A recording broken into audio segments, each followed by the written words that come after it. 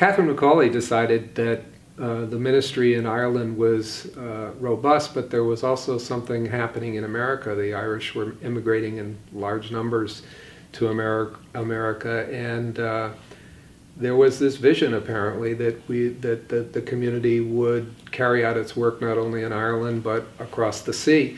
So Catherine sent her, I guess, first lieutenant, whatever you want to call her, Frances Ward, to America, to Pittsburgh. When the Sisters of Mercy came from Ireland and landed, they came by ship, obviously. They landed in New York. They were met in New York by the new Bishop of Chicago, William Corder, and he supposedly wanted them to spare a couple sisters to take with him to Chicago when he was going out there. Frances Xavier Ward, of course, said, "In time, Father, in time." And they came to Chicago 3 years later. When they arrived in 1846, they immediately set to work. They had ingenuity, energy, and perseverance without limits. And that spirit is what made them leave Ireland, come to the U.S., leave Pittsburgh, come to Chicago, and establish the first hospital in Chicago, establish St. Xavier Academy, establish the first orphanage in Chicago, all within the first 10 years they were here, and some of them didn't even live those 10 years to see the fruits of their efforts. The Academy's origins were something of a surprise. A pay academy school was not necessarily in their mission, but a lot of communities like the Mercies, who were active sisters, ended up starting academy schools because it brought in income. It was only for women in its inception. They find that the people who are attending are the daughters of wealthy Protestants, because it's an attractive education for parents to send their daughters to a respectable convent education.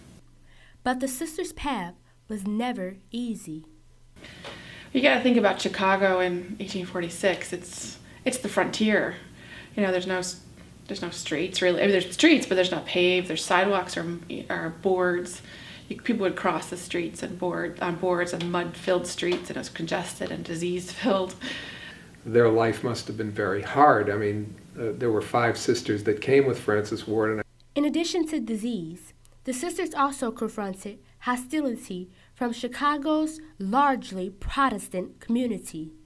In that time in the United States, there were many people who were averse to Catholics. Protestants largely don't know what to expect of Catholics. I mean, they're Irish. The ones that they're encountering in the 1830s and 40s, they're largely poor Irish, Germans. They're not educated in the same way. So Irish Catholics, like the Sisters of Mercy, distrusted Protestants. But the worst blow came in 1871, when the Chicago fire ravaged the city and burned St. Xavier Academy to the ground. Well, the Chicago fire was obviously a devastating event, not only for the city of Chicago, but certainly for St. Xavier Academy and for the sisters.